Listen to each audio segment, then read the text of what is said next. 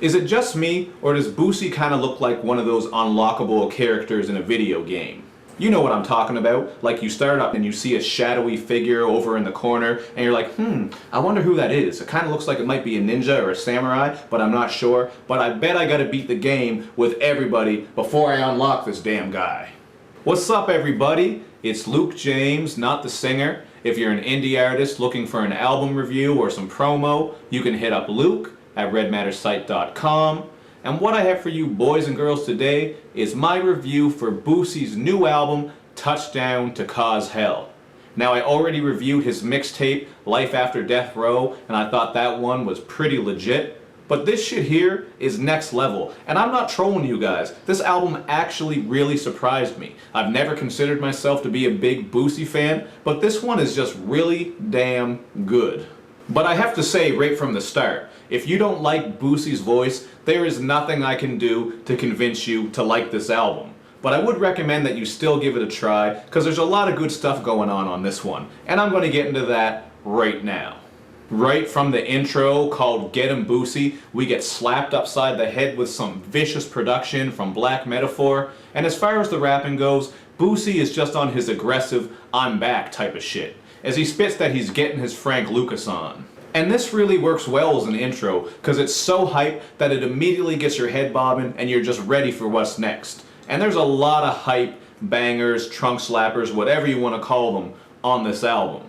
The song Like a Man has Rich Homie Quan on the hook and a verse, and this one is all about manning up to any situation. And I actually found it pretty interesting because Boosie talks about how he had to become the man of the house at only 15 and how they tried to convict him just off of his rap lyrics. Because as we all know, Boosie is one of those rappers who's actually real and seems to be about that life.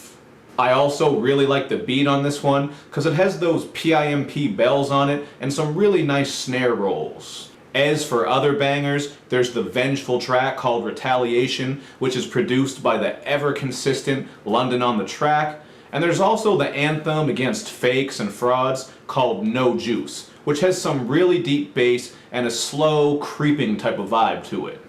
There's a track called On Deck featuring Young Thug, and as usual, if you like Young Thug, you'll probably be alright with this song, but if you don't like Young Thug, this one might be skippable. I don't like Young Thug, so this was actually one of my least favorite tracks on the album.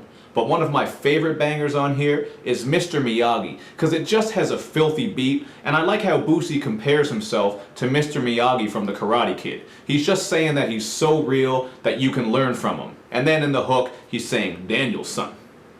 Daniel's son.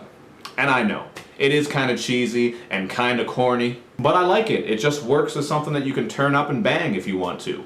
Although I don't remember Mr. Miyagi teaching Daniel's son how to use an Uzi and flip that weight. But maybe that was in one of the later movies that I didn't watch. There are also a couple of relationship/girl tracks on here. Spoil You featuring T.I. is all about, well, spoiling women. And it has a really nice, smooth guitar and bass beat that I think Zero would have killed. They should have got him on this hook and or given him a verse, because he would have smashed this. There's also the track called She Don't Love Me featuring Chris Brown, where Boosie wonders about how deep his woman's love is for him.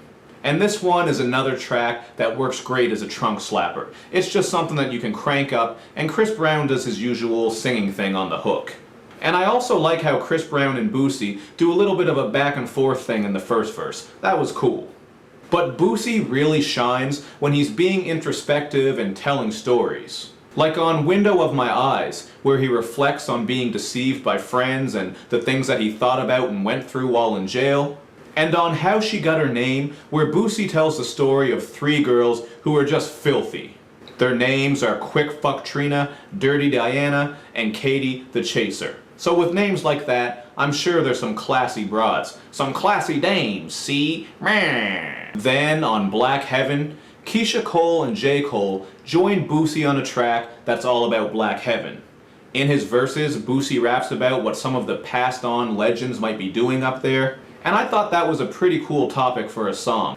Keisha Cole handles the hook, and J. Cole does some singing on his verse, but it's not that awful raspy shit that he does sometimes, so it actually sounds good, and this is one of the more chilled out and interesting tracks on the album as far as the content and subject matter goes.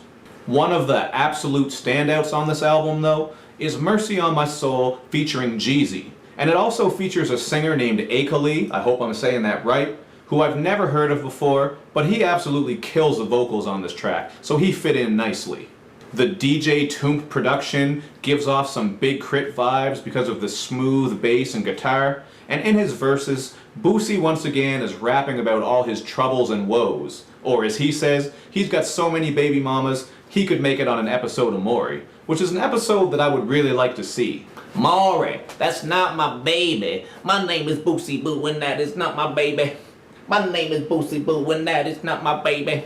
Jeezy drops a quality verse on here because he steps away from his usual dope boy lane to spit about the effects of death and disease in his family. So I thought that was pretty interesting because you usually just get a typical Jeezy verse anytime he's featured. So this gave us a little bit of a look at what's going on in his life and how he's affected by it. Now to wrap up some of the other tracks on here, there's the weed smoking anthem Kicking Up Clouds, which has some really wavy synths and a chilled out vibe.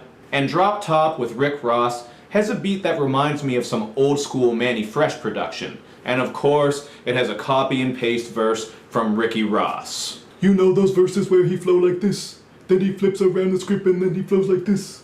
One of my absolute favorite tracks on this album, though, is All I Know featuring PJ. I mean, there's not really anything to talk about here as far as the lyrics and content go, because it's just on some of that the sky's the limit, get out and hustle type of shit. I really just like the vibe of it, and I thought the beat was really well done.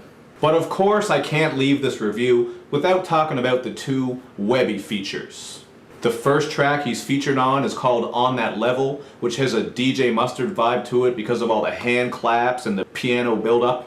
But when Webbie said that he's drinking and driving and celebrating living, I was like, what are you talking about? That's a really dumb idea. That's one of the stupidest ways to celebrate living, is getting smashed and getting behind the wheel. Because, you know, death is a side effect of that. The other track with Webbie is called Hip Hop Hooray, where Boosie spits about his disdain for the fairy tailing ass niggas. And Webbie raps about having balls as big as baseballs, which just sounds painful, and you should probably get that checked out, Webbie. I imagine if you got balls that big, you'd be sitting on them all the time. If you have long balls, you know what I mean. You go to sit down too fast, and you kind of squash them, and you're like, ooh, ah, ah, ooh, ah. So like I said at the start of this review, this album surprised the hell out of me. And I know some of you are going to be mad that this gets a 4 out of 5, but I don't know what else to tell you, man. It just does. I think it's a very balanced album that has bangers, storytelling, insightful tracks, introspective tracks, and more. And there really weren't a lot of tracks on here that I hated. The only one that I didn't like very much at all is the last track called I'm Sorry, where Boosie does some horrible singing, but I do appreciate the sentiments and the emotion behind this one because it's an apologetic track all about I'm sorry to his family, his friends, his children, etc. because of all the shit that he's got into and doing jail time. But it is what it is. I like a Boosie album a lot, and I never thought I would see this day coming. So it's not like I went into this wanting to rate it a 4 out of 5. If anything, I thought this would just be alright, maybe a 3, maybe a 3.5. But I really like this one, and I think Boosie's lyrics are actually not bad. Like, he doesn't have a crazy, innovative flow really on any of these tracks, but he kept my interest, and I thought he was pretty compelling. Simply because he spit about his life and gave us some insights, and I mean, he's been through a lot of shit. So it's cool to see where he's coming from and how he thinks. At least that's what I thought about this album, but as usual, hit me up in the comment section, or maybe hit me down in the comment section since it's below this video, whatever. Let me know what you think about this album, and as usual, do all that other good YouTube and social media stuff, where you like this video, you share it, you follow me on Twitter, you retweet the videos, and you especially subscribe to my channel, because that's the one that helps me out the most. Thank you for all the support, boys and girls. I'll see you next time.